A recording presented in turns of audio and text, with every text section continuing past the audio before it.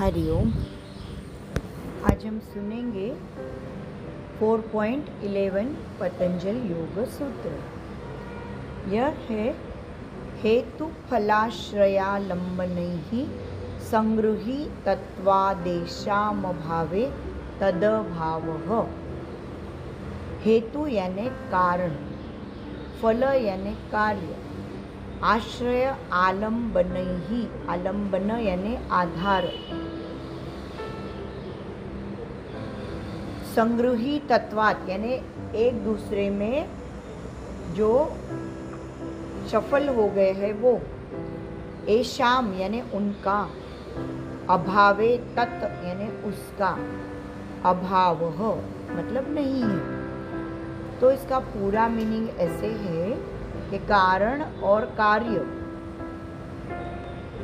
यह आश्रय और आधार की तरह एक दूसरे में मिक्स हुए और अविद्या नाश की वजह से जब उनका यानी मूल कारण का अभाव होता है तभी उसका यानी कार्य का अभाव हो जाता है। कार्य यानी परिणाम। तो इसका पूरा मीनिंग देते हुए आगाशे सर ने बताया है, कार्य कारण भाव और फलाशक्ति इनके संयुक्त आधार पे कर्म चक्र घूमता रहता है और इसी की वजह से जब मूल कारण का नाश हो जाता है तभी कर्म करने की इच्छा समाप्त हो जाती है। तो पंचक्लेश का मूल अविद्या में होता है, ऐसे पीछे पतंजलि मुनि ने बताया हुआ। तो कर्म बंधन से मुक्त अगर होना है तो अविद्या का नाश होना जरूरी है और उसके लिए ज्ञान प्राप्ति होना जरूरी है। क्या सही है क्या गलत है ये मालूम होना जरूरी है। तो कोई भी कार्य करने के पीछे जो हेतु होता है उसके पीछे फल की अपेक्षा होती है और फल प्राप्ति के बाद कर्म करने की प्रेरणा उसमें से निर्माण हुई स्मृति संस्कार से मिलती रहती है। तो कर्म बंधन से मुक्ति मिलानी है तो कर्म के पीछे का हेतु छोड़ देना चाहिए।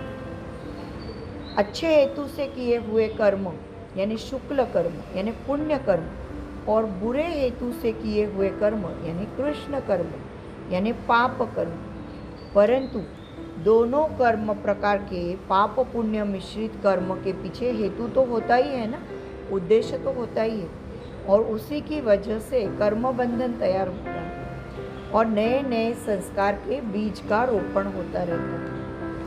और इन्हीं संचित कर्म से मुक्त होने के लिए योगी जन निष्काम कर्म योग का मार्ग उसका अवलंबन करते हैं।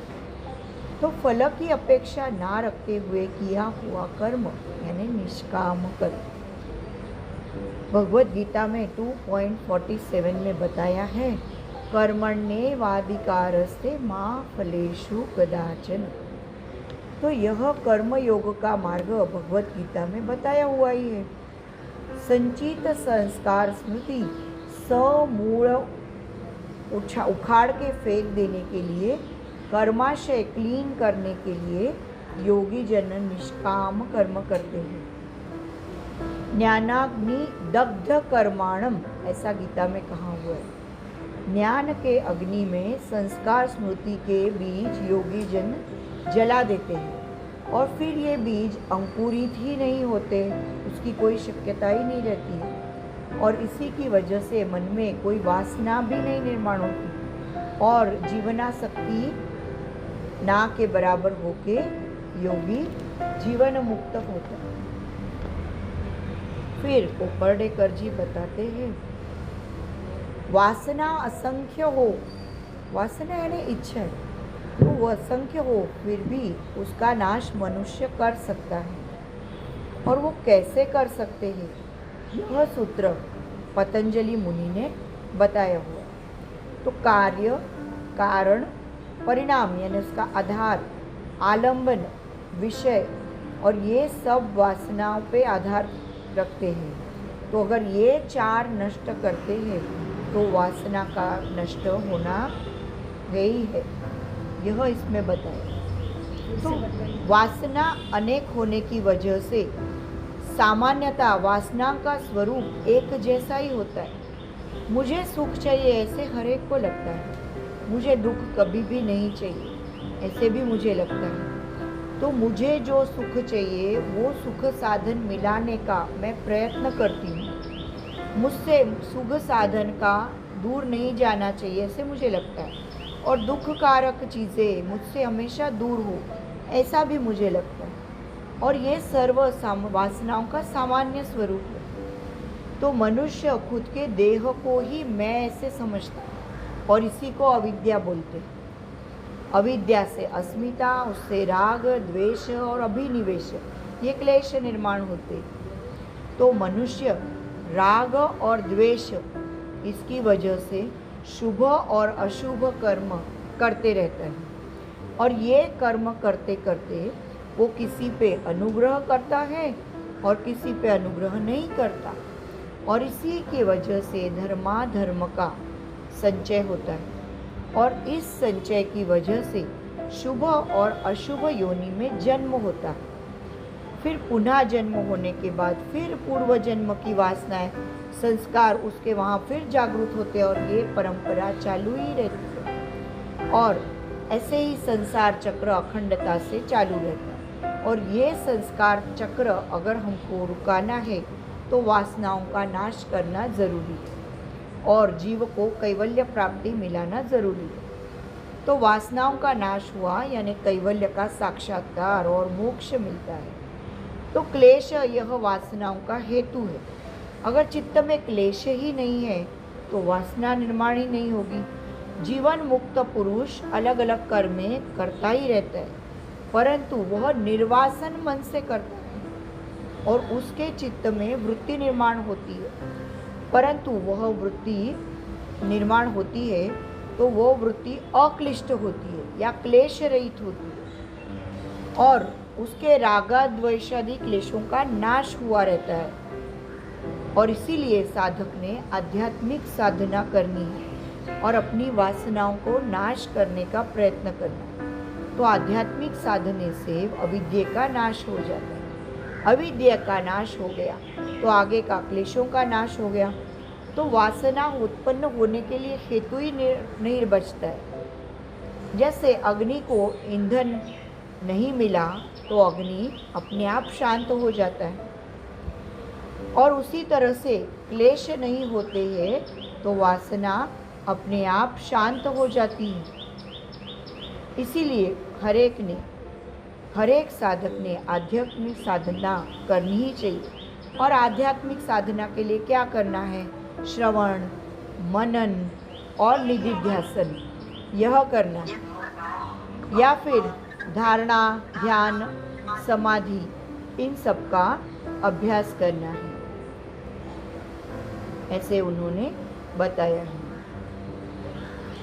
ईश्वर प्रणिधान करके ईश्वर की भक्ति भी करनी चाहिए। निर्विकल्प समाधि प्राप्त करें यानी आत्मा समझ में आता है और अविद्या का नाश होता है। तो मैं यानी देह नहीं और मैं यानी आत्मा, यह जब समझ में आता है तब ही अविद्या का नाश होता है और क्लेश चले जाते हैं। क्लेश चले गए तो वासना उत्पन्न होने के लिए कोई हेतु ही नहीं बचता, और इसीलिए आध्यात्मिक साधना करना यह वासना नष्ट करने का एक ही अच्छा उपाय है। तो फल यानी विपाक यानी परिणाम, जाति, आयुष्य व भोग, यह कर्म विपाक है। कर्म से उत्पन्न होने वाले विपाक को ही वासनाओं का फल ऐसे बोलते हैं, यह सूत्र में बताया हुआ है। क्योंकि कर्म को वासनाओं की प्रेरणा होती है, वासनाओं की वजह से कर्म निर्माण होते हैं। और आयुष्य ये जाति और भोग, जाति यानी जन्म और भोग, उस पे डिपेंड होता है। परंतु वासना की वजह से जो जाति और भोग इनको महत्व है, वासनाओं की जागृति को ही कर्म विपाक कारणीभूत होता है। विशिष्ट जात में यानी जन्म में प्राप्त होने वाला भोग बाह्यात्कारी सुख देने वाला लगा, फिर भी चित्त में रजोगुण और तमोगुण होंगे तो भी उस भोग की वजह से सुख मिलता नहीं है और अनिष्ट ऐसे ही घटता है।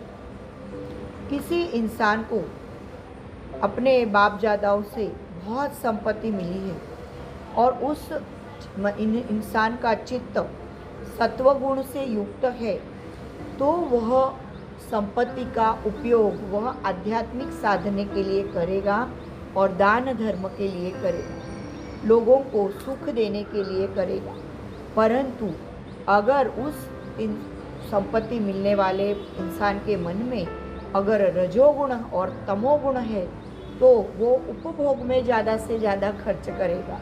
तो पार्टी कल्चर यानी दूसरा किधर भी जाना, घूमना फिरना और पैसे उड़ाना, इस सब पे उसका पूरा आयुष्य चला जाएगा और संपत्ति भी चली जाएगी। तो जाति, आयुष्य और भोग कैसा भी हो तो पूर्व जन्म का वासनाओं का संस्कार जागृत करने के लिए ही वह कारणीभूत है।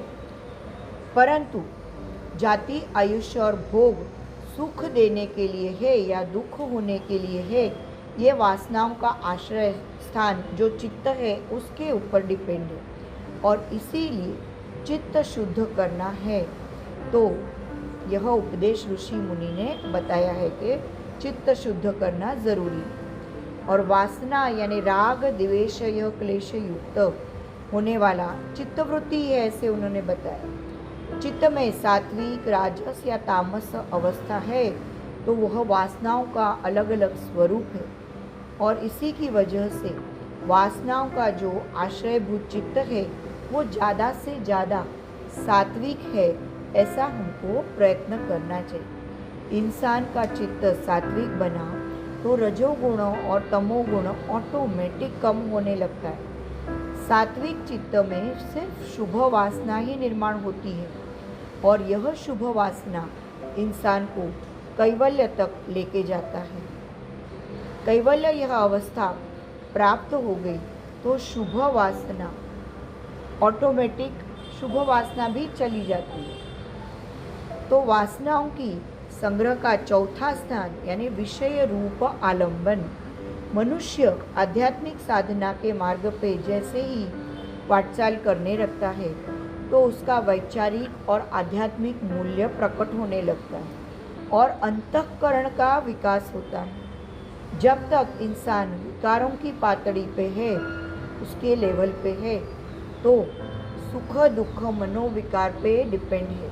परंतु इंसान के अंतःकरण का वैचारिक लेवल पे जब विकास होने लगता है तब मनुष्य का सुख या दुख सद विवेक बुद्धि पे डिपेंड होता है। चित्त आगे आध्यात्मिक लेवल पे जाता है। चित्त जैसे आध्यात्मिक लेवल पे आया तो मन में श्रेष्ठ भाव जगते हैं।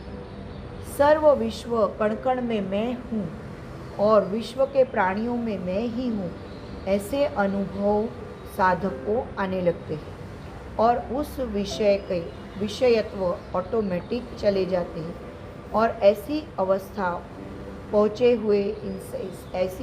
में पहुँचे हुए इंसान को अलग अलग कार्य करने को कोई भी विचारों का या विकारों का आकर्षण नहीं बचता और उसके वासनाओं के संग्रहों को कारण होने वाला विषय रूप आलंबन का नाश हो जाता है और इसी तरह से कारण, परिणाम, आधार व विषय इसके जो जकड़ से वो छूट जाता है और वासना नष्ट होती है। वासनाओं का अभाव निर्माण करना है तो इन चारों का अभाव निर्माण करना है, ऐसे कोपर्डिकर जी बताते हैं। स्वामी आनंद ऋषि जी बताते हैं कि सूत्र 2.3 में पतंजलि ऋषि ने चित्त का यानी पर्याय से जीव के 5 क्लेश बताए। अविद्या यह सारे क्लेशों की जननी है क्योंकि कारण और कार्य यह एक दूसरों में अटके हुए हैं। मूल आदि कारण यह अविद्या ही है और इसी की वजह से अगर अविद्या चली गई तो उसके सारे जो डोलारे हैं वो तुरंत निकल जाएगी। अविद्या यानी अज्ञान नहीं।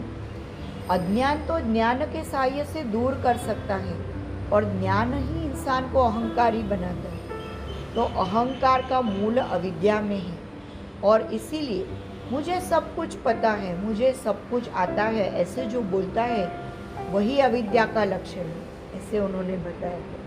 और इसके बजाय मुझे ऐसे देखते कुछ भी नहीं आता, ऐसा जो बोलता है, ऐसा जो बोलता है, और वह अविद्या नाश की तरफ जाने वाला फर्स्ट स्टेप है।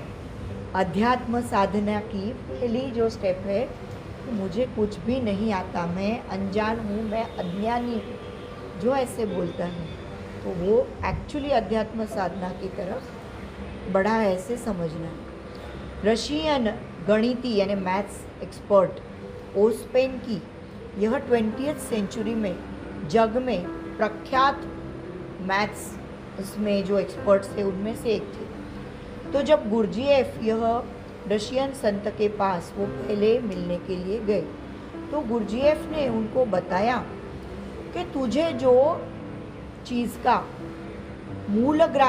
मूलग्राही ज्ञान है ऐसे विषयों की लिस्ट बना और फिर बाद में उस लिस्ट के व्यतिरिक्त इतर विषयों पे हम चर्चा करते। तो ओस्पेनकी जब यादी यानी लिस्ट बनाने बैठे तो उनके ध्यान में आया कि मुझे कोई भी विषय का मूलभूत ज्ञान है ही नहीं। तो थोड़ी देर से ओस्पेनकी ने गुरजीएफ से बताया कि मुझे अपने पास ज्ञान है ऐसा समझने का प्रामाणिकपना जो मतलब है वो ओस्पेनकी को समझ में आया और उसी की वजह से वो गुरजीएफ के शिष्य बन सके। उन्होंने बताया मुझे किसी का भी ज्ञान नहीं, तो उसका शिष्य बनने के लायक वो हो गए। तो हमारा बहुत सा ज्ञान है ना, ऊपरी ऊपरी होता है और अपने खुद के अनुभूति से ही अपने को उसका बोध है और जीवन में ऐसी चीज़ें बहुत कम होती हैं। तो अपने अज्ञान का एहसास यह अपनी साधना की पहली स्टेप है। अगर डीप में जाके देखें तो समझ में आता है कि पुरुष और प्रकृति इनका स्वरूप ही हमको समझ में नहीं आता और वो अविद्या की वजह से। यह अविद्या सर्व क्लेशों की वासनाओं का आदि कारण है और ये मूल कारण 2.10 में बताया हुआ है कि प्रति प्रसव की क्रिया से उल्टा उसका नाश करना है और उस पर डिपेंड है वो सारे कार्य कारण परंपरा का दुष्ट चक्र जब बंद होगा और तभी विशुद्ध चित्त का पुरुष के अस्तित्व का एहसास स्वरूप सुस्पष्ट बोध हो जाएगा।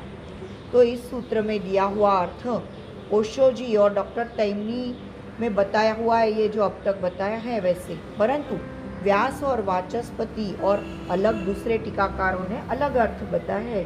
तो वो भी योग्य ही लगता है कि वासना ही कारण कार्य का आश्रय व आधार इसकी वजह से टिक के रहता है, परंतु उसका अभाव वासना के अभाव की वजह से ही होता है।